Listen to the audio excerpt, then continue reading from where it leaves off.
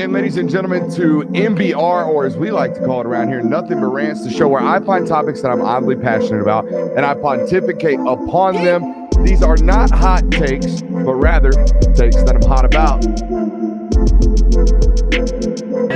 What's up? You really like that?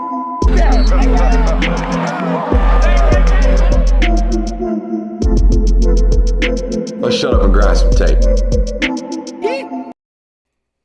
What is up, ladies and gentlemen? Welcome in on a fine Tuesday evening here on the Film Guy Network, okay? It is week 4 of the college football playoff rankings, and we had plenty of questions going into this one. What would the committee ultimately do and say about the Jordan Travis injury? What would they finally do with Washington? Would Washington finally find their way and earn their way into the top 4? And sure, Michigan and Ohio State will ultimately solve their, major piece of the puzzle this weekend. But what did they think about Michigan laying an egg the last couple of weeks? We had a bunch of questions, and a ton of questions still remain, gentlemen, with a ton of football still out there to be played. Georgia comes in at number 1, and I think a very clear-cut number 1. We're going to talk about that here in just a second. Ohio State, number 2. Michigan, number 3. Washington jumps in at that number 4 spot for the first time all season. Florida State bumps to number 5. And that was kind of the main talking point. 6, 7, and 8 remain the same. Oregon at 6, Texas at 7, Alabama at 8, with those football teams still having plenty of opportunity to handle their business. Welcome into tonight's show. Make sure you're hitting that thumbs up button, like, subscribe, and rate and reviewing. Okay, last night we had an empty chair. Tonight we don't. Boys, how are we doing tonight? Doing good, man. Good. How are you? I'm doing well, We got our guy Turner sitting in with us, and we got Kirby. No need to do the welcomes. We'll do the welcomes later.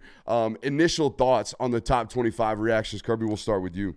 I think the committee got it right as far as the top 8 goes. I said on the car ride home that, or at least when Jordan Travis got hurt, it's like they're probably going to move Washington into that number 4 spot, not just because of what happened. So I'm not that surprised as to what happened. I was fine with the decision, and it luckily for the committee, Washington and Oregon State was a ranked versus ranked opponent. Washington did have to overcome some things. Yep. So it wasn't just, hey, we're bumping, Florida State for Washington. Your thoughts on Washington over Florida State this weekend, Turner? I'm same way there. I think it's 100% perfect. I don't know how often you can sit there after a playoff ranking and really say the committee got it right. I feel like there's always some type of discrepancy going on, but I feel like, especially after this week, Washington getting that extra ranked win, especially in the environment they're in, pouring down rain, they showed they can still go through it, unlike Tennessee, and they're up there. Chat saying angry girlfriend guy, they get the show. Hey, you said no bones to pick. I always got bones to pick because, it is nothing but rants. We find topics that we're oddly passionate about, and we pontificate upon them. I'm oddly passionate about making sure this is 100% right in my mind's eye view, right? Making sure there's 100% consistencies, making sure there's no WTF moments in this top 25 reactions. And I'm going to be honest with you, boys, I got a couple of them. Dude, Tennessee, 2 weeks in a row, just getting B-slapped out here in the middle of the SEC conference by 2, top 10 programs in Missouri and Georgia. You're not a top 25 football team. Don't care what you say about it. Don't care how good your talent looks on paper. Don't care what last year looked like. Don't care what the offense looked like. Don't matter. Not a top 25 team. Didn't really make sense with me. The same thing could be said, in my opinion, about Oklahoma State. You lose by 42 points in conference to a UCF team who only has 2 conference wins. Get the hell out of the top 25. I don't care. I don't care what you did. I don't care if Bedlam was a big win. It don't matter to me. You lose like that, and you get kind of embarrassed. Like, I got problems. What are we doing right there with that one? I'm okay. Clemson getting a bump into the top 25. I think they're a top 25 football team from a roster standpoint. Okay, it made sense to me there. Here's my pick, here's my nitpicking, if I can, inside the top 5, guys. Why are we doing the, resume, strength of record? Congratulations, Washington got another top 10 win. You deserve, based off your resume, to be over Florida State. Okay, we do that, and then we look at Michigan and we say, well, they're at number 3 because of the quote-unquote eye test. They've looked great. Well, except they haven't the last 2 weeks. Guys, if you're going to jump Washington over Florida State, why not just go the whole way and jump them over Michigan right there? Because they have looked really, really bad the last 2 weeks. Yeah, but Michigan didn't lose their starting quarterback. I don't think Washington jumps Florida State if Jordan Travis doesn't get hurt. I think it's I think it's a combination of the fact that, yes, they had that top 25 win that they needed on the road, but also Florida State lost their starting quarterback. That's got to be worth something. So I think that's why you see all the jump. And that's why they didn't jump Michigan as I well. fumbled the bag on the TV, didn't get to hear the answer on Boo Kerrigan. I'm sure they asked him whether or not the Jordan Travis injury played a role this week. Like I said, luckily for them, they had the immediate rebuttal. I'm sure they didn't even answer the question. I'm sure it was, well, Washington had a keynote win against Oregon State. What are your thoughts on just like, they're consistent with their resume based on the Washington thing, their eye test based on the Michigan thing, but Michigan's looked like poop the last 2 weeks. Yeah, I mean, if anything, it also is partially just to help build up the hype for certain games, right? And so when you have Washington jumping to get closer to Oregon at the same time you have Florida State jumping down, now they're closer to Louisville. Now all of a sudden both your conference champions, they're a little tighter than maybe those original rankings put out. So, I mean, it's hard to tell at the end of the day. Next week or in 2 weeks is really when that'll all be decided for us, but it's kind of hard to tell, especially since they're using both ways. Do you have any? Yeah, what's up? Yeah, and if you're Florida State, I don't think you need to be up in arms about this. I mean, there's still a very easy path for you in the playoff. You kind of had to expect this once you lost your quarterback. I mean, 2 and 3 play this week, so you're gonna be in the top 4 if you handle business next week. Maybe, and we're gonna talk about that in some scenario basis. But you're here telling us on the show that you recognize the committee not only bumped Washington over them because of a keynote win, but also because their starting quarterback is out. You just correct. All right. Before we get into these scenarios I'm about to entrap you into that, and not to trap you and say, "Woo, gotcha," but just to hammer home the point that this is going to matter. This is going to matter in a couple of weeks when Texas handles their business, when Oregon assumably handles their business. Like Oregon 12-1, 13-1 conference championship. Hey, we're going to do scenario. I don't want to spoil it here in a second, but we're all right. They bumped the team down because of their quarterback. It's going to matter in a couple of weeks. It doesn't right now. It will in 2 weeks. I'll go ahead and tell you right now, if Florida State's undefeated, it won't matter. Okay. Because you're not going to substitute. They substituted Florida State for another undefeated team. If Washington had one loss and jumped them, absolutely, that's where you go, okay, wait a minute. Something's wrong here. Texas isn't going to move in front of them. Oregon's not going to move in front of them. Alabama's not going to move in front of them unless the backup quarterback Runmaker just looks awful. Well, unless they limp through those 2 games. Just spoil a segment, why don't you, dude? Sorry. No. I mean, come on, man. It's not your fault we didn't do production meetings. All right, but here we go. We got them right now. We got scenario bases, right? I thought it would be fun. We got all these rankings, reactions, everybody doing all the things. I got 4 scenarios for you, okay? And they're all a little bit hectic, to be honest with you. None of them are really, really easy. We never break out the fancy pen. Today, we're breaking out the fancy pen. Here we go. All right, so scenario 1. Let's get rid of this. Scenario 1, okay?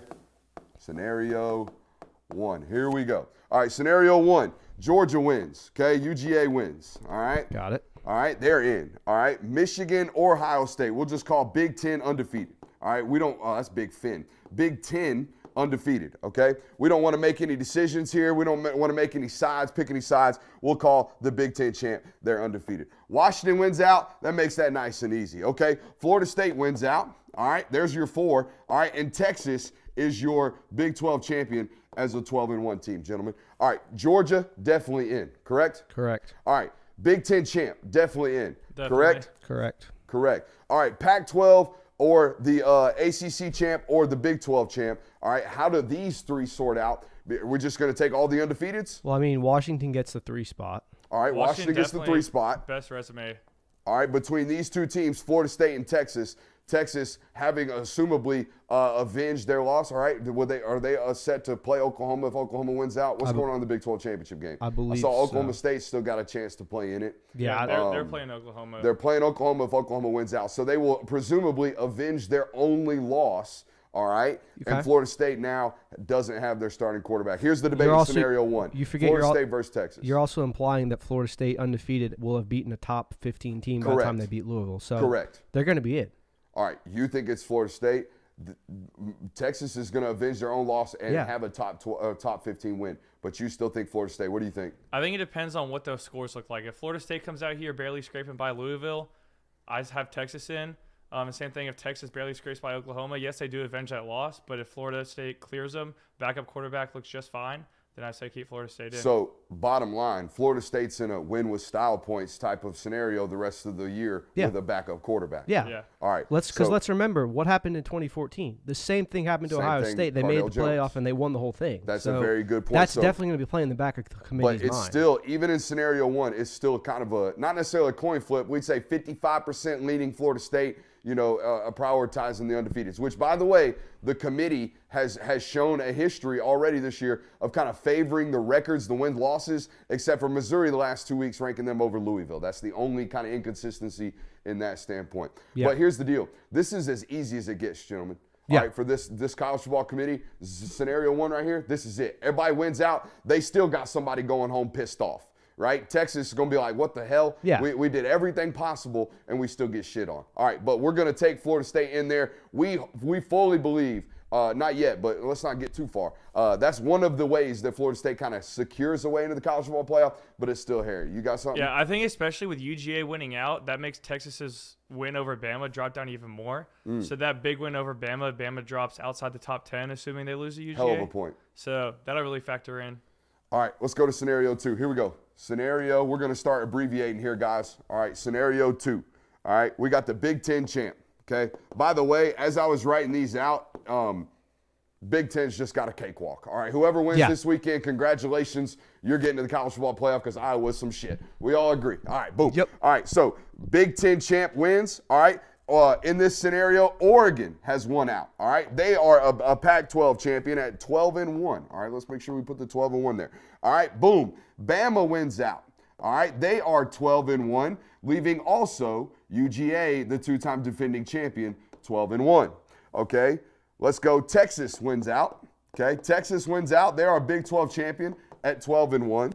All right. And then Florida State wins out. Okay. Florida State is an undefeated 13-0. And let's say they do so, gentlemen, with an average scoring margin, okay, of 6 points per game. They beat their last two opponents by a touchdown, essentially. All right. No real style points. Backup quarterback looks decent, but they managed to squeak it out, managed to win. Okay, in this scenario, we know for a fact, Big Ten champ, bingo, bango. Yep. Right? We also know they're taking, Oregon at 12-1, right? We agree?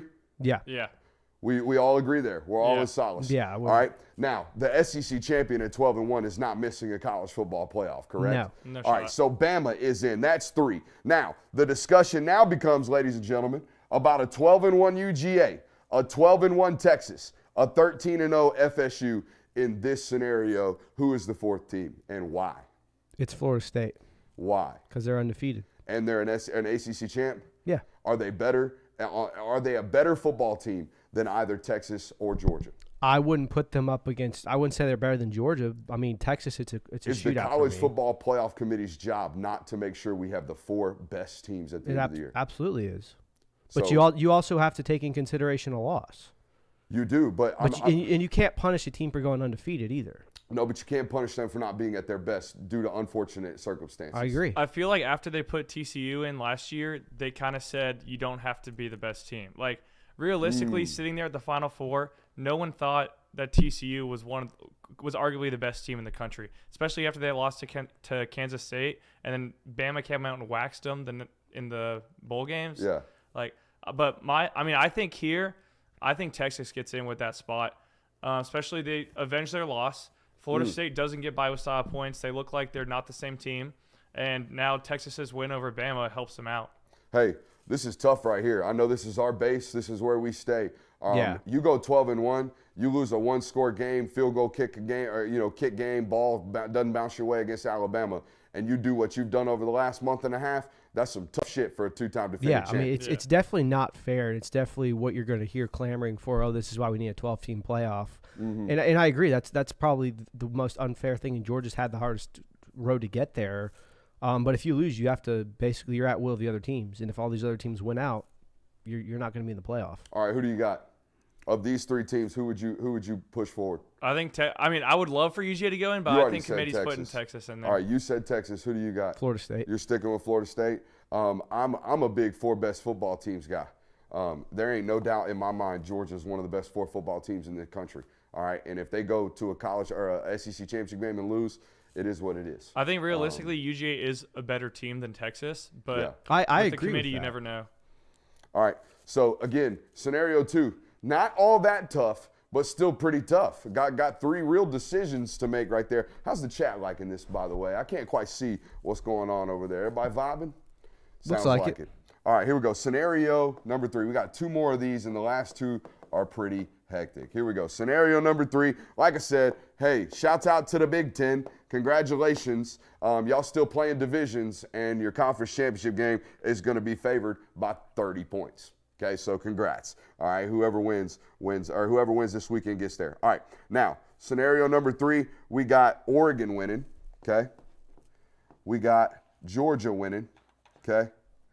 Out. This is a 12-1, okay? And we have Texas winning out. This one's nice and easy, okay? Florida State.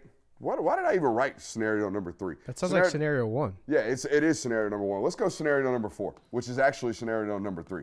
This is what happens sometimes when I'm writing notes while preparing for a press conference as well. Here we go. Scenario number 3, Big Ten champ. Shouts out. We're just going to write an actual Big Ten there. All right, and we got 12-1 Bama again. Okay, 12-1 Bama and a 12-1 UGA. Yep. Okay, all right, and then you got a 12-1 Oregon. They beat Washington. Okay, we got FSU. How about FSU in this scenario losing to Louisville? So we got a 12-1 ACC champ essentially. Okay, we're gonna put Louisville down here as well. This is all very, very plausible, by the way. Yep. This is not out of the stretch of the means. Okay, and then Texas, of course, 12-1. So essentially, this is the old 12-1 scenario. Okay, we got a whole bunch of 12-1 football teams. The only one we know for a fact in this scenario is the undefeated Big Ten champ. Okay, we could get really hectic and say Iowa beat somebody, and then we just got some crazy shit going on. All right, out of the rest of these 12-1 football teams, who do we know for a fact? Oregon. SEC champ going for a fact. Yep. Oregon. Okay, Oregon, Pac-12 avenged loss going for a fact. So now we got 3 teams, and we're kind of back into this discussion of Georgia, and at this case, you would be really discussing Georgia versus Texas, right? In this scenario. Correct. You would put Georgia over Florida State. You would put Georgia over Louisville. Doesn't matter. Conference championships is what it is. You can't make a college football playoff with a home loss to Pitt, right? We can't be doing that. Louisville's Not out. a 17-point loss. I think at home. especially because if Louisville wins, it's not, oh, Louisville beat a good team. It's, oh, Florida State is now bad because they're back up. Louisville gets no credit there. Florida State just loses all the credit. Freaking first debut for this guy out here dropping just dimes of some points. All right, the discussion point, guys. UGA, Texas, one's beaten Bama, one lost to Bama. Now, the transitive property I don't believe in college football. You know, when Team B plays A and Team C plays A, just because C beat A and B didn't doesn't mean B's better or worse than C. Right. Oof, I can't believe my mind. I'm actually. amazed that you I nailed can't. that. That's what I'm about to say. I can't believe my brain caught that. Shouts out to C4. Must be that. But anyways, who do you got? Bama or Texas? And try not to be a homer, for Christ's sakes. This is definitely the toughest one, but Yeah. I mean, I think the committee puts Texas in just because you have a conference championship. And they did beat the team that you lost to as UGA. Like, that's 2 things that are going against you. Other than that, I mean, what does UGA really have that you would say is better? They look better than Texas. Their regular season schedule is harder than Texas's, but Here's what this is all like really hammered home in my head. Georgia and Florida State are the only football teams in America right now, other than the Big Ten champ, that can't afford a loss. the Pac-12. They've already had it. You know what I'm saying? But So you're saying they're out of get in at 12-1. Out of undefeated teams, you're saying? Yes. Okay. So then, So, yes. I mean, and even at the end of the season, like if you stare down 12-1s because of conference championships or whatever, all right, in all these 12-1 scenarios, UGA gets screwed after being, and knowingly, and this is a discussion we need to get into next. It is very obvious 12 weeks through the college football season, Georgia is separated themselves as the premier team in the sport of college football. Have they not? They have. And we're running through scenarios halfway through the 98% of the way through the regular season, and we're sitting here talking about how Georgia could get the boot after losing one football game to arguably the most talented team in the sport. Yeah, and I think this is the ultimate flaw that people have argued so long of the 14 playoff. Now, it took 8 years to get there. Took the last iteration of it yeah, to get pretty here. much. But this is the ultimate flaw where the team that loses last is kind of punished the hardest because Georgia's gone undefeated already until now, and then you're sorry you're out of the playoff, even though you won the national title 2 years in a row. Hey, welcome into tonight's show. We got a loaded one for you. If you have found us, if the algorithm has dumped us upon your feed, okay, because you were searching out some college football rankings reactions, we are about to close that portion of our show, okay, but you need to stick around to give us an opportunity to be your home of college football talk and college football content, if you will, when it comes to national college football topics. We've got a loaded show for you guys tonight. We're going to be ranking the rivalries that are available. We're going to be talking about the things that we are very, very thankful for in this college football season. Shouts out to the Thanksgiving slate, and we're going to be talking about our Week 13 predictions as well. I want to take a quick second, though, right here off the top of the show to give a quick shout out to our friends over at Prize Picks. Okay, if you head over to Prize Picks today, use promo code Brooks, you will get a 100% deposit match over there. What does that mean? You put up to $100, you will instantly get matched. Boom, right on the spot with $100 from our friends over at Prize Picks, but only using promo code Brooks. You been hitting on Prize Picks lately? I've been one short every single week. Over with our friends PP. Oscar Delp got me last week. Oscar Delp got me 2 weeks ago because that Brock Bowers alien had to come back and magically play after 26 days of tightrope surgery. And then this weekend, dadgummit, I should have known, the insider should have known, Lad McConkey probably not going to go for 55 yards. Probably should have played the under, but I didn't want to tip no hands. But I, took an honest and earnest loss. Have you had any luck on Prize Picks this year? Yeah, I've had this year, absolutely. I mean, recently, last few weeks I've had a couple of hits. I haven't been doing it as much just because Christmas is coming up and presents aren't cheap, brother. Hey, I hear you. Any luck? Any streakers? Yeah, I'm a big Flex Friday, Taco Tuesday type of guy, so I'm a safe better. But really what I need is this week against Tech, I need Brock Bowers 40 yards, and we're good. They might give that a reboot because of the injury. You got the season over, don't you? Yeah, I've got the season over on Brock Bowers. I need 40 yards to go like 6 for 6. Dude, I think the whole Prize Picks Nation got the over on the Brock Bowers prop. Yeah. Yeah, everybody and their mama. I don't think the Caleb Williams one's going to hit. No, that felt like it hit. Yeah. Okay, that felt like such easy money. He passed it last week. Did the Penix one hit already? I don't know. I didn't have that one. I had that one at like 3,400 yards, which I felt like was just, is he going to be healthy 13 games, which is what it ultimately played out to. Hey, shouts out to our friends over at Prize Picks. Again, promo code Brooks, you get a 100% deposit match over there.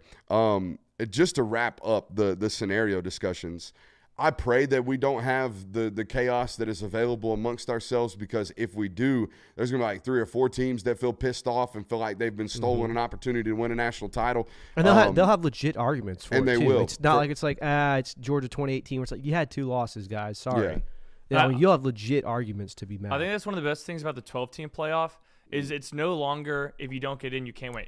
Bragging between that 12 and 13 spot, that team's not winning the national championship. It'll give them a shot. They might be able to make some noise that first round. But realistically here, that 4-5 spot does determine if this team can win a national championship or not. I don't know, man. You telling me right now if 5 years from now there is a keynote injury to a top 25 program, a top 10 annual program, right? Quarterback goes down, they lose a couple games early on in the season, and then they're just smoldering hot towards the end of the year, that entire fan base doesn't believe that they're going to win out, because that's what happens with fans. You get irrational. You think you actually have a chance to win. Hell, there were Ole Miss fans that think they were going to come to Athens and beat Georgia and walked away with a 35, 38-point loss. So, like, these things happen every single week. People talk themselves into things that they probably shouldn't because they're fanatical. They're outside of their minds. But nonetheless, I think this year more than ever, and this is why I think people, maybe our listeners not, but some people on social media were like, man, Brooks, take it easy. Like, it's just week 2 of the college football playoff rankings. It's just week 1 of the college football playoff rankings. Well, no, this year, this shit's going to matter. Someone's going to get screwed, and they're going to have a rightful reason to feel as if they did get screwed. And I hope it's not your football team listening, or your favorite football team listening today, because I don't want your pain. That's not what I want for you guys. Huh? I hope it is. I'm a hater. Yeah? I just want to see people mad. I think of all people, okay, of all fan bases right now. All right, and again, not necessarily speaking to the base when I make this point right here. Georgia fans got a real sneaky avenue to be very, very pissed off. Oh, yeah. in like 2 weeks. Oh yeah, I don't even Very, think it's very pissed sneaky. off. I think it's up there, and you can tell right away. You get robbed by a Tyler Simmons onside call from being able to compete for a national title, and y'all gonna set couches on fire. All right, so it's on the horizons, and again, the worst year to be out here a committee member short and to be out here, dealing with all the inconsistencies that we've been dealing with so far this year with the College Football Playoff Committee. But again, I'm just the guy on his high horse bitching about committee rankings week 1, telling you over and over again, it probably gonna matter come week 5 when these things are actually finalized, because we're not gonna have an easy cut and dry. Again, even if everybody wins out, there's still hey, is Texas better than Florida State right now? Because I think they are. All right. Is Oregon better than, whatever the scenario, is Oregon better than Florida State right now? Because I think they are, right? We're going to have those discussions if everybody wins out in a couple of weeks. Hey, there's a bunch of good rivalries on this week of college football. It's obviously rivalry week in college football. Some of the scheduling changes have made some interesting changes to these over the years. It's also going to add some new things, I would imagine, in coming years when we look back on this week in college football moving forward. But we thought it'd be good to rank the rivalries here on the channel, and we got 5 options here. Okay, you got Florida versus Florida State. You got the Egg Bowl out there. You got and this is so classic for these two freaking fan bases. They're so self-indulged. The game, the between Michigan and Ohio State, as if it's the ultimate, the penultimate in the sport. The Iron Bowl, of course, and then Clemson versus South Carolina. All played this weekend, gentlemen, all spread across the weekend. If you were to rank them 1 through 5, how would you do so? We'll start with you, Turner. Yeah, I think so. It is important to keep in mind this is when they're at their best, right? Not just the average year, but when. Yeah, we'll take them teams, at their both teams are at their best. I got to go Egg Bowl number 1. Nothing better. It's on Thursday night. Wow. Right? So you're already starting off strong. It's called the Egg Bowl, right? That already sets it up for a fun fan experience. You got Mike Leach versus Lane Kiffin. It can't get much better than that. A couple years ago, whoever it was doing the dog pee. Yeah. The dog pee touchdown celebration to then back up the field goal and lose the game. I mean, it doesn't get any more rivalry week than that. After that, I've got the Iron Bowl, especially with the kick six, how much that game can mean. Even years when you got Bryce Young against a bad Auburn team and Auburn still takes it to 4 overtimes, you got that. Then, of course, the game, 2 teams. Usually that's deciding whoever the conference champion is. Just a lot of riding on that game. Then I've got Florida FSU following that. And then South Carolina Clemson right after that. I don't know. I feel like Clemson, just something about Clemson and rivalries. I just can't think of a strong reason for Clemson to be like, we have a strong rivalry, because at the end of the day, you're Clemson. I think we might get shit on because I think I have that 5th. Do you have that 5th? Have what 5th? South Carolina Clemson. Yeah. They had that one big We all fight. have it 5th. I don't even know if I was alive yet. They had a one big production fight. note for me because it's going to bother me. Scoot to your left just a hair. Just square up in the frame and bring the mic to you. Jay Will almost has to sit on top of Kirby sometimes. Just some production notes there. All right. So I like that 5. I do. Couldn't tell you off the top what it meant or what it was right here off the recollection, but I know you had Egg Bowl 1. That was actually, fun fact, I took an unofficial visit to Ole Miss my senior year of high school, and it was actually the Egg Bowl football game. Colder than piss. Yeah. Very, very cold at this time of the year out there in Mississippi. And very similar to Georgia weather in this, they always wet. Always wet. Oh. So 37 degrees in Mississippi feels like 13. Because you just feel like you're just getting rain or just licked by 18-degree weather. All right, here, I'll go next. Or do you want to go next? You got it. All right. I got Iron Bowl number 1. I think it's always spooky. I think it's always freaky. And even when it's not at its peak, it's a rare rivalry that can still be, competent and still be, a one-score game, fourth quarter, damn, how did Auburn manage to do this? It's always that way, by the way. It's always, damn, Auburn's in this football game, at least as long as I've been alive. I don't necessarily feel that these other rivalries, maybe apart from the Egg Bowl, they seem to get up. But, neither of those teams is ever, competing for national titles while the other one's a 7-5 football program. Both of those football programs are normally 7-5, or one of them's 10-2 and one of them's 6-5, like we kind of have this year in that rivalry. Whereas in the Iron Bowl, man, A 6-6 Auburn team can sneak up on a 12-0 Alabama team as long as it's at home. Yeah, but this is when they're at their best. I know, but when even when it's not at its best, Okay, that's fine. it's I still get what you're elite, saying. is what I'm saying. So that's why, to me, like, even when your averages are really, really good, and I know your peak's great, like, I'm an SEC bias guy. This pushed it over the top to me. Again, man, the game, get over yourself. It's always big, though. It's 2 versus 3. It's 1 versus 2. But I think that's a proximity or a byproduct of how the Big Ten perennially stacks out. I mean, let's be honest. Let's be real about the situation. Ohio State and Michigan have a little bit more resources than basically everybody in that conference except for Penn State, and Penn State's a distant third fiddle in that conference from an outsider's perspective, okay? Those two teams compete for national titles perennially, and then there's Penn State. Like, that's how the Big Ten works. That's how it's always worked. So, yeah, no shit. At the end of the year, your matchup's a top 25 or a top 5 matchup. Congratulations. You're always 11-0 at this point in the season, and you managed to do it this year. And, yeah, at its peak, it's always great. It's always, an elite matchup, and it always has a lot of stakes. I got Florida State number 3 in this matchup because at its peak, it's great. At its bottom end, like it kind of is now, okay? I know for a fact this matchup is going to have NFL football players on it on both sides of the football. If I've got a 7-5 Florida game, and I got a 7-5 Ole Miss Mississippi State game, everybody and their mama's turning on the Florida State game, and that's just the cold hard facts of this reality. That's why I got Florida State number 3, and then I got the Egg Bowl number 4 because piss on it. I mean, come on. It's been a human pretend to be a dog and piss in the end zone. I'm all about it. And again, got some ties, got some roots there with the unofficial visit and a national or a competitive football game almost perennially, even though this year I think it's going to be a little lopsided. I got Clemson and South Carolina last because it is a big brother rivalry, and it's got super streaks in it. Like, even when South Carolina competes, they compete and win for like 4 years in a row, and then they get smoked for 7, smoked for 8 years in a row, compete for 3, smoked for 8. So I don't necessarily love the streakiness. And even at its peak, it's not necessarily great because, again, they don't trade off like this in that rivalry historically. So that's how I ranked them. So I went the game number 1.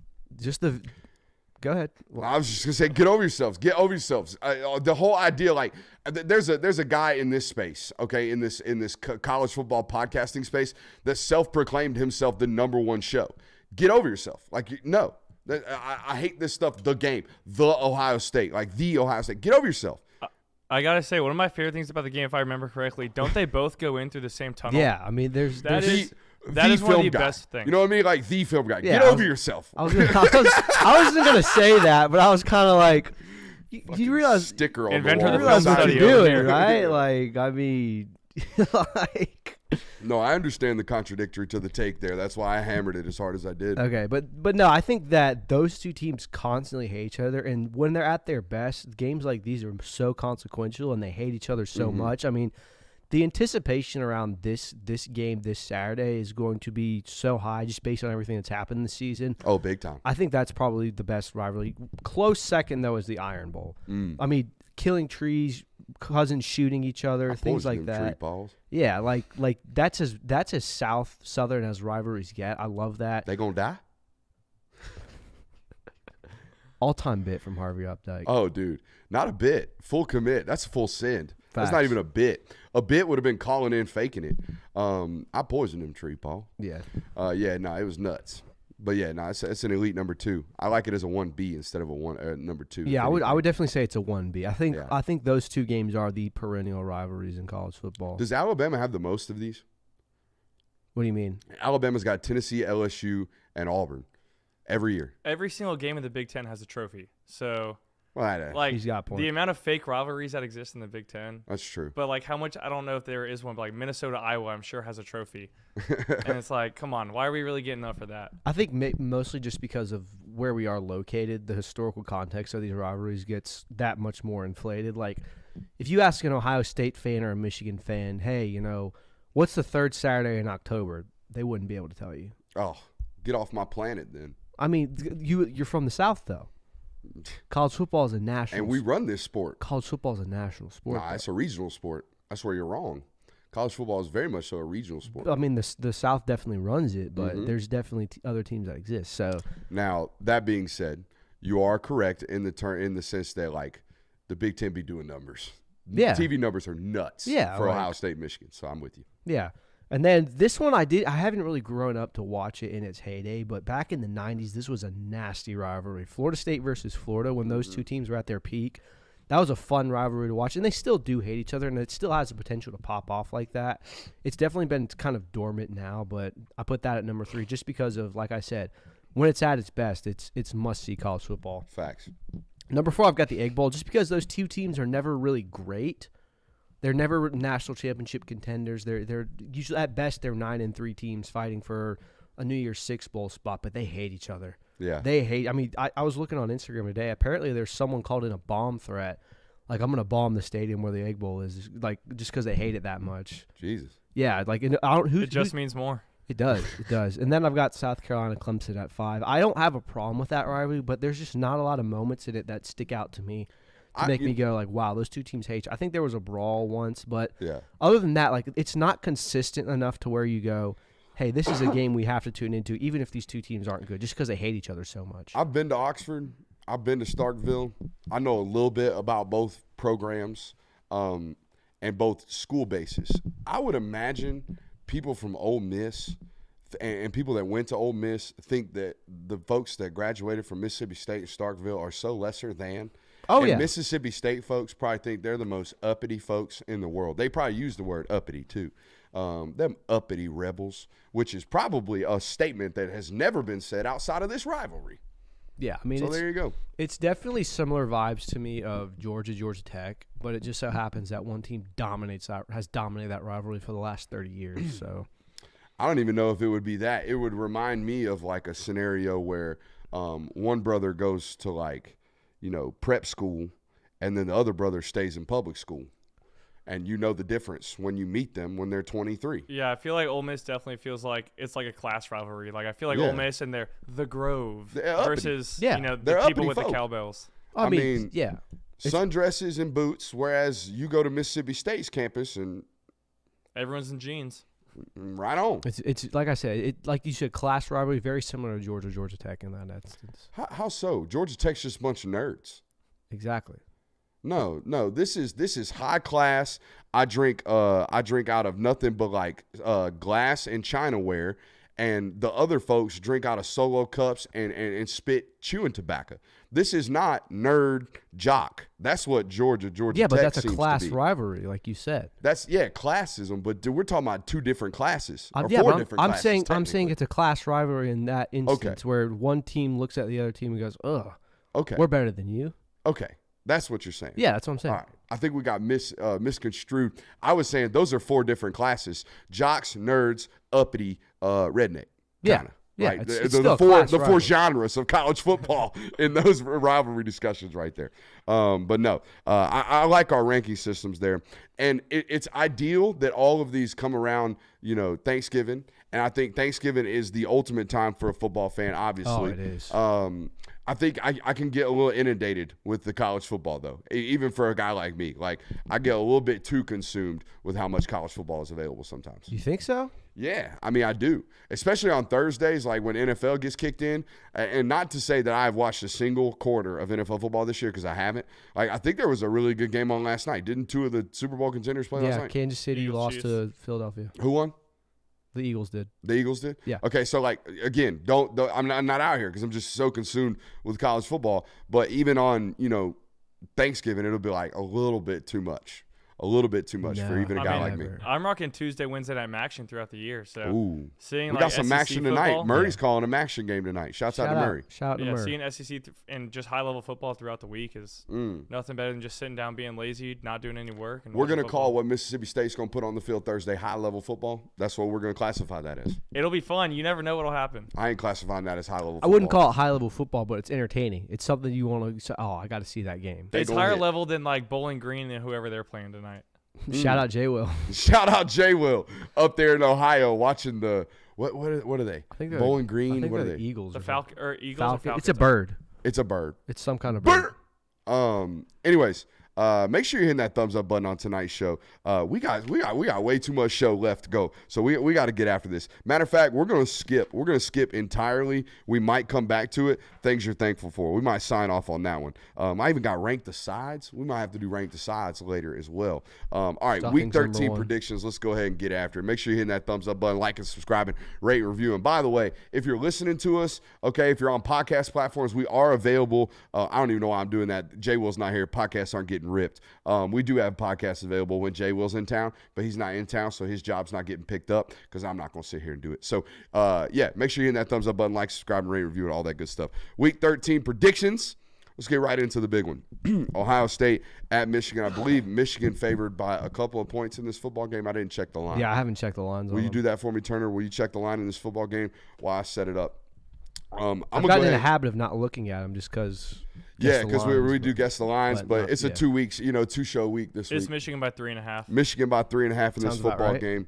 And I'm going to be honest. Okay, all season, this whole year, I've been talking about how, Kyle McCord, a little bit of a limitation. I've thought Michigan was going to come into this football game, win it by 7, maybe 10 points, okay, this entire year. Up until the last couple weeks. The last couple weeks, Michigan has looked so constipated on the offensive side of the football that it's really caused moments of concern for me. All right, they've had an inability to protect their quarterback. That's why they've had such hesitancy with dropping him back. Sure, you got to squat on the football against Penn State. You're not going to be able to do that the remainder of the football season, and that's kind of what we've been talking about the last 2 weeks here on the channel. And look, here's the deal, Michigan fans and college football alike, college football fans alike. I understand that Jim Harbaugh has come to the microphone this year, and he has compared his quarterback to not only Tom Brady, not only Patrick Mahomes, but also Josh Allen somehow, all mythically in one human being. And I understand that they have early on in the season told you that J.J. McCarthy is going to be a Heisman contender and that he is this, NFL first-round draft pick and all this good stuff. Well, the reality of the fact is the last 2 weeks, this offense has looked really, really constipated. Like I said, they've looked tough. Didn't throw a football the last 32 snaps of the game against Penn State. And, yeah, we could say that's about, attitude and about being able to run it down somebody's throat and all that good stuff. It could also be about the fact the next week that you lost your primary weapon. He was banged up, and then you got really, really taken out of whack, all right? And really, really out of sorts. 14 for 23, under 200 yards passing in that football game, okay? Less than 4 yards a rush the last 2 weeks. There's a lot of reasons for concern, okay, in a time where on the other side of the field, man, Ohio State's offense has consistently stacked performances, has consistently looked more and more comfortable at the quarterback position. Gentlemen, I'm going to be honest with you. Going into this football game, even though it's on the road, I have far more confidence in the fact that Ryan Day, Marvin Harrison Jr., and Travion Henderson can go into a football game and summon up 25 to 26 points, 28 points, whatever it is that's going to be required, that I think is going to be required to win this football game. Because here's the deal.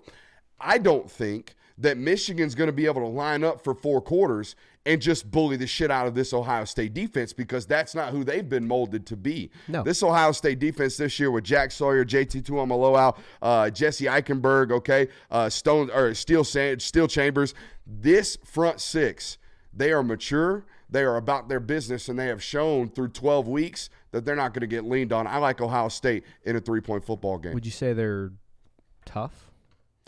Tough team. It's a tough team. That's kind of gone by the wayside with all this Michigan stuff. My impersonation of Ryan Day? No, it's a tough team. No, just the whole Ryan Day's a clown thing. Yeah, no, it's definitely gone by the wayside. Dude's coached his ass off this year. Yeah. Like, all jokes aside, they beat Notre Dame on the road. Okay, they beat Penn State at home. They have handled their business this year for sure. Yeah, I think if I've got Ohio State in like a 27-14, 27-7. Like, I think if Ohio State, you like them big, huh? Yeah, because I just don't see. I haven't been able to watch too much Michigan, but from what I've seen, They bring in 9 offensive linemen. They condense the box. They run outside, and no one they play can set the edge against them. They run past the safety. You're good. I have a feeling JT and Jack Sawyer are going to be able to set the edge way better than Maryland, Penn State, Purdue, any of these other teams that Michigan's been able to take advantage of. It's a great point about edge play. Yeah. You know, like the Michigan hasn't blown guys off the football this year. Full stop. They have not. They have not reset the line of scrimmage well this year. That's why they've had to add so many bodies. And you are talking about these explosives, right? In those last couple of football games, watch the tape. Most of them are bouncing around the edges because edges have been captivated or captured. Yeah, so some excellent analysis from the new guy. Give him 3. Give him 3. Some excellent analysis from the new guy. It's What do way you got? more than 3. Part of me just looks at this game and thinks that Michigan thinks it's their destiny at this point to go in and just walk through the rest of the schedule. I know that they take this game seriously, but it almost seems like they feel destined to win. And Ohio State is pissed off. They've lost 2 years in a row. It's been 3 years since you beat them. I think Ohio State comes and wins this game. Yeah, here's my thing. Michigan's been playing the emotional giddy-up the last 3 weeks. Hell, like the last month. They've been playing this emotional giddy-up. Yeah, but it's Ohio State's got the 1 week. All we got, we got all the juice this week for this football team. It's also so clearly manufactured to me from Michigan to where it's like I don't even know if you believe this. Like the crying after Shit's beating gotta be Penn so State. exhausting at this point. Yeah, I think Ohio State has a much better head on their shoulders coming into this game, and despite the fact that yes, it's the game, yes, you hate each other, yes, you're going to be in a hostile environment on the road, I still think Ohio State's the better team and they prevail. So we all got Ohio State. Yeah, Yeah. I mean, I feel wild. like the storyline following it's gonna be. Y'all talked about this yesterday, I'm pretty sure. But if Ohio State comes out and wins, everything Michigan did, like you said, the past couple of years, completely wiped off. Doesn't matter at all. But then, so you get to clown them for that. But then if Michigan comes out and wins, you get to clown Ohio State. So either way, you get to make fun of a Big Ten team, and I'm all in for that. Very Modern Warfare 2 like game here, where history is written by the victor. You know Michigan's going to bitch about Harbaugh not being on the sideline. So Sure they are. Sure they are. There's so much, copping out right here available for everybody on both sides. It's going to be the most watched football game in probably 10 years in the regular big time. season. For isn't it? sure. I mean, I'm going to watch it. Have you seen what ticket prices are? Probably in the 1K area. Yep. It's a new. The only thing that's going to be get tough inside it's a the noon building is kickoff. $1,232 right now. Nice. To get inside the building is the cheapest ticket. What were you saying about Isn't the noon it a kick? noon kickoff? It is a noon kick. That's- I mean- because Fox be out here big noon kickoff. No, I love it. I love West hate it. Coast is Shut going up. to struggle. I To see You love don't that. love that shit. Shut up. Bro, why don't you love it? Why don't you love it? Because I want to watch that shit at 8 o'clock when it's a primetime football game. I don't want to be watching noon kickoffs when I got shit to do. You're going to have shit to do if it was a 3:30 kick or a 7 or an I mean, 8 or an 8 or an 'cause 8 p.m. I kick. do. Because Yeah. I do. I mean, I got shit to do because I work in the Right, sport. but what do you have to But Johnny sitting in the YouTube comments probably don't want to be watching the slappies at noon. You know, that's historically set for slap-off games. I got to, take my wife to lunch so I can sit down and binge watch football from 3 o'clock to 11 o'clock like a psycho. If you got a real one, your wife knows that when noon hits, Spoken college like football a time. real single dude over there. Spoken like a non-married individual. That's some shit. No, I'm just saying, you're throwing shade at your wife, bro. I'm not throwing shade at my wife. My wife, I work 23-hour work days on Saturday. What are No, you talking dude, there's about? there's nothing I'm better. throwing shade at Johnny's wife in the comments. Bro, imagine waking up at 10 a.m. and go, wait a minute. In 2 hours, the biggest game of the week's going to be played, and then immediately after that is the Iron Bowl, and then I get to watch other games after that, the real primetime Look, games. it sets That's what up I love about noon kick. the big noon real kick. primetime games. This is the real primetime That's what I'm game. saying. But other primetime games. I love Big Noon Kick, dude. I think it's great for college football. I think you're doing Johnny Wise ass on the No, other I'm side of dead this serious. argument. I'm so genuine. Every time you disagree with me, like, oh, you're doing this for sure. You don't mean that. I mean, I like big noon games is a hot take, man. I love it. I will put that on the board next to your hottest take of Bama's dead. I said Nick Saban doesn't have it in him. I didn't say Bama's dead. See, that's the other thing. You took it, you were like, oh, he thinks Bama's dead. I don't think Nick Saban has it in him like he does. Okay. I mean, he's looking like he might prove me wrong, but we'll 10 see. toes, baby. Stand on that shit. I love that, man. Egg Bowl, what we got? Ah, dude, for as much as this game, I love it. For the fact that it's a Thanksgiving college football game, I don't think it's going to be very close. I'm with you. I think Lane Kiffin's the better coach. I think Ole Miss has the better roster. I think Jackson Dart's going to go out and try to, like, they lost this game last year, didn't they? I think so. Mike Leach won, and it was his final game. Yeah. Mm-hmm. I got a super stat for you on this one. Let's hear it. If Lane Kiffin wins this football game Saturday, He becomes the second football coach in Ole Miss history to win multiple 10-win seasons. Only been done twice. Nice. Him and another dude in the 60s. That's it. I've got a stat for you on this game, too. Mississippi State has scored 17 or less in 6 of their games so far. And I feel like it's going to take a lot more than 17 to beat that Ole Miss team. Yeah. Where's this game at? Is it in Starkville? I'm not sure, but I don't think it matters, honestly, because It does if you've been following those Ole Miss stats with regards to whether or not the offense travels. It's at Mississippi State. All right, so the Mississippi State defense has been relatively deep. They gave up 40 a couple weeks back, didn't they? Yeah. All right, no. so if Zach Arnett were still on the sideline, I would think that defense shows up and gives Ole Miss some hectic problems. Otherwise, look, man, can we officially say that at least this Ole Miss football team and this version of Lane Kiffin is not at the point in the regime where they're losing to teams that they should not lose to?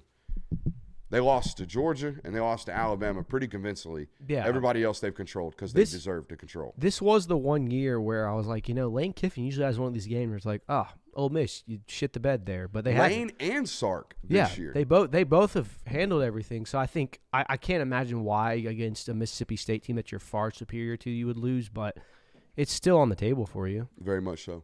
You got anything on that one? I just think Ole Miss rolls. I don't think it's even close. All right, we all got Ole Miss skull dragging them. All right, Florida State. Hey, look, man, there's a lot of takes about the Jordan Travis stuff, right? It's a big loss. I would argue that Graham Mertz being hurt for Florida was probably a bigger loss and a bigger detriment to this football team from Florida, just because Florida State has a championship core around this backup quarterback, right? They have 21 other players that probably have an advantage over the other 21 players that are playing for Florida. They are just a better all-around football team, so you didn't see a ton of movement in this line, okay? I think this line opened at about 10.5 in favor of Florida State. Jordan Travis gets hurt. I think it bumped in and around 9.5 because guess what?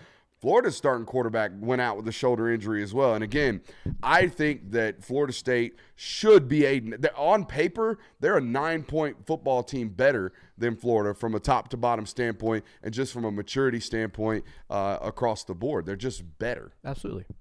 And I think that this is going to be a game Florida makes interesting for like 2.5 quarters, just because you're going to have a quarterback who's going to be making his first start in the swamp. It's going to be a hectic environment. He's probably going to be making a few mistakes, but that roster for Florida State's going to eventually take over. They're going to win this game comfortably, I think. But it will be one of those games at halftime where it's like, hey, it's a one-score game. Something could happen here. Yeah, I think big thing is going to be Florida's offensive line. They've been up and down with injuries all year. I forgot the dude's name. The Florida State defensive end, Jared Verse.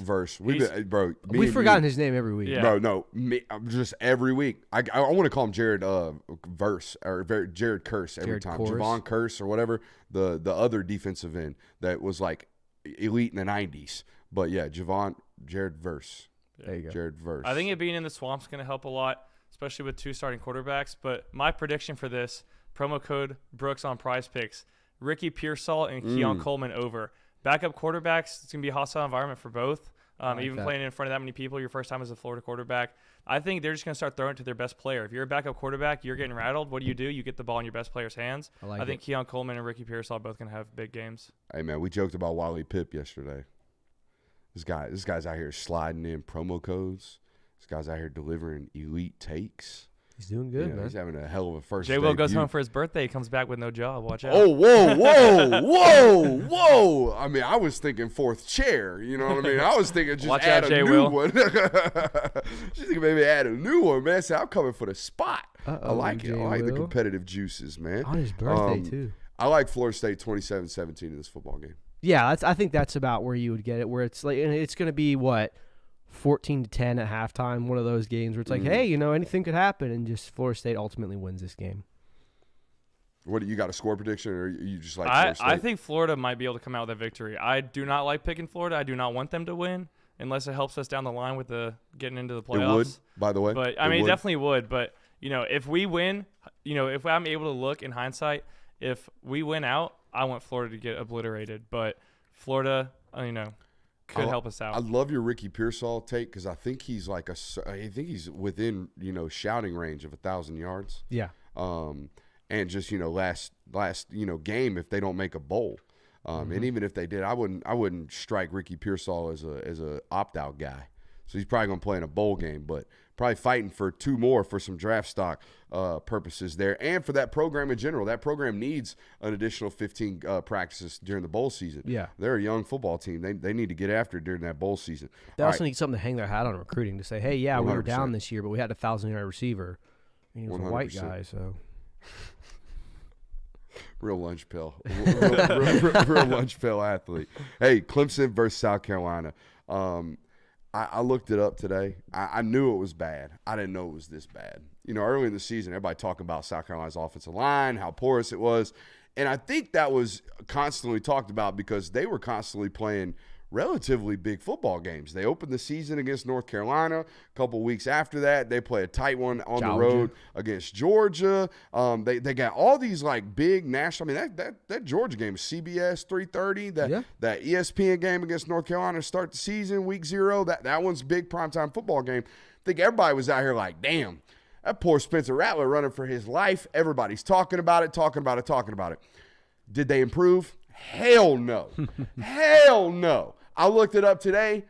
Daggum South Carolina averaging almost 4 sacks a football game, 127th in the country, all right, in terms of sacks allowed. It has not improved at all. And I'm going to tell you what else hasn't changed? Clemson's still playing hellified defense, particularly on that front 4. Tamarian Parker has turned out to be pretty much what I thought he was going to be. Was a football player that programs like Georgia and Alabama and like the elites of the elites in terms of recruiting prowess were late evals on this one. They were really like in the bottom, like last months of the senior circuit. Tamarian Parker was a name popping up at the Oregons, at the Georgias, at the Alabamas down there in Phoenix City. Ultimately ends up going to Clemson, and he's balled out as a true freshman. They are extremely, extremely physical and violent on the front 4. That is a bad recipe for South Carolina. I like Clemson big in this football game. Big. I like Clemson in a quote big fashion for Clemson. I like Clemson by 2 scores. There might be 20 combined sacks in this game. Yeah. I mean, both the lines are just terrible. And both defense coordinators get after it. Yeah, I part of me leans Spencer Rattler in a situation like that just because I think he's better than Cade Klubnik, but obviously Clemson's defense is superior. This is one of those games where I hate putting my trust in either one of these coaches this season because it feels like they haven't delivered. I mean, Clemson's delivered more as of late, but I think Clemson comes out with a win on this just because the roster is superior, even though both O-lines are bad. Both quarterbacks haven't played outstanding this season. I think Clemson's got the second best corner duo in the sport as well. Between, with Nate Wiggins and I always forget the other kid's name, the light-skinned kid. I've got Clemson too. I think ever since they fixed their fumbling in the red zone opportunities, they've been getting better every week. Hey, 3 plays away from a national championship. Pretty much. Facts. But they Did you seem hear to be Lincoln getting better Riley throughout the year. I don't mean to cut you off. No, Did you hear Lincoln Riley came out with that same one? Lincoln Riley told media this week that USC's 3 plays away from a national title. Bama as a 7-5 football Bama was program. 2 plays away last year. Love it. Absolutely love it. Love some of the, and this is again, not to just completely throw the show off, but talking about CFP 12 teams, this is what we're talking about because everybody believes they have a chance. Let's keep rattling. Last game of the night, Louisville versus Kentucky. Does Louisville stay undefeated or stay 1 loss, I should say? This has to be it, right? Like Dude, this has to be the game where we so awful. Kentucky's lost 5 out of 6. They are playing some really, really bad football right now, Curb. Louisville's lost 4 straight against Kentucky, and in those 4 games have reached 20 points just once. So it's not like they're not like doing super well against Kentucky. Mark Stoops seems to have their number. The problem is I think Louisville has a top 15 rushing defense, and Kentucky pretty much only runs the ball. And if they can't, Devin Leary's not winning you any games. So I think Louisville's going to finish the season 11-1. I've got kind of the same analysis. I've got Louisville winning. Louisville's allowing under 100 yards a game on average. And Devin Leary, he's not going to be able to do that. They're not going to be able to run against Louisville. Louisville's offense looks pretty good. And I've got a stat here. Devin Leary against Tennessee had 400 yards of offense by himself, and they still lost. So even when Devin Leary does show up, he's completing 60% of his passes only in 3 games this year. Oh. And if you're only hitting 63 times, you're not coming out. Jesus. That is, I want to find. You know what I'm gonna do after this night's show? I'm gonna Twitter search Devin Leary's name, and I'm going to see which one of you national analysts was out here puffing that smoke, because good God almighty, what a mistake. Do we want to rank sides? I want to rank sides right now. I know we're over, and that's okay because we run our own shows around here. We don't got nobody on the hard Yeah, I mean, as long as stuffing's number one, it's fine. All right, so here's your options. I got 5 options, okay, and you can argue for a 6th, 7th, whatever.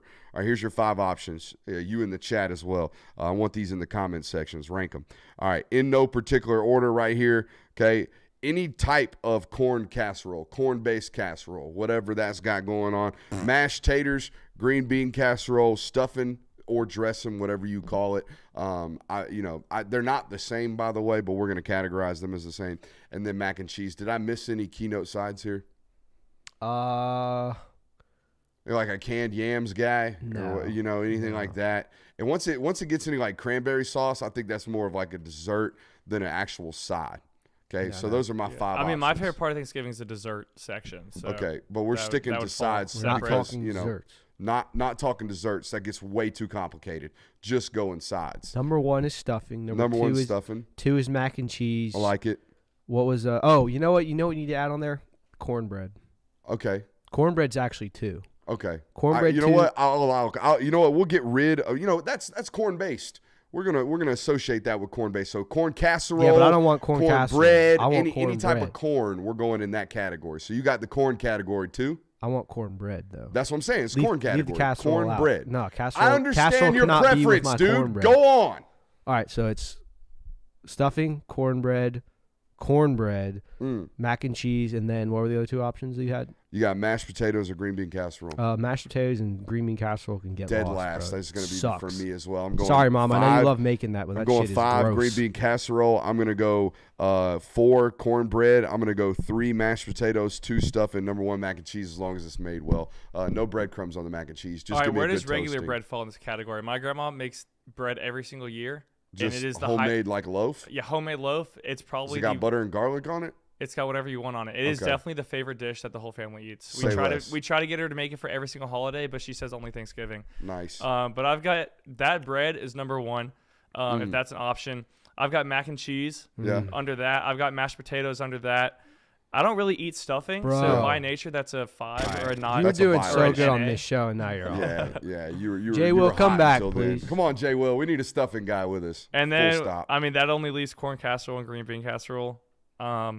Can't really say I eat either of those either. Probably green All right. bean or I don't know. They're probably interchangeable. Here's an honest obsession. Or an honest what's it called? Confession, not obsession. An honest confession. The caucasity in me tells you and is upfront and honest with you. I don't trust anybody in my family to let me try collard greens from their kitchen. So if anybody wants to holler at me with those, Collard greens when they're made well are elite. that's what I'm saying. I don't trust nobody in my lineage to be out here messing with the collard greens. So if somebody wants to hit me up with a suggestion on the collards, let me know, because I heard they be hitting. Collard greens are amazing. Have you I had heard they them? be hitting. No, Have that's you what I'm had- saying. I You've don't. never had I've collard? never had them. Bro, how'd you grow okay? up in the South? I have grown up in the South. I have watched them. I have observed them. I have been smart enough not to trust my Aunt Tammy with Fair. the freaking collard That's greens. fair. Okay. But even like you never went to a friend's house and they had collard greens? I'm saying I need somebody to help me out. You weren't hanging around the right friends. That's your problem. Don't be testing my card here. Don't be testing my card here, because I got a firm one. Hey, we got another Pause. we got another hour, and it's our most popular hour. It is our local hour. We're gonna be talking that dog for an hour coming up here in just a minute. Make sure you hit that end over there in a 3 count for me, baby. I'm out here getting vulnerable.